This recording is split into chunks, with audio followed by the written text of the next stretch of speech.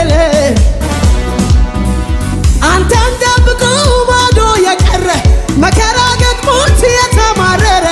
አላየሁኝም አልሰማሁኝም ያለፈው ዘመን ታሪክ ይመርመር ከታይቀኝ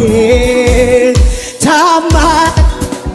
ታማኝ ታማኝ ታማኝ ነው እግዚአብሔር በቃሉ ሰማይ ምድር ታማኝ ታማኝ ታማኝ ታማኝ ታማኝ ነው እግዚአብሔር በቃሉ ሰማይ ምድር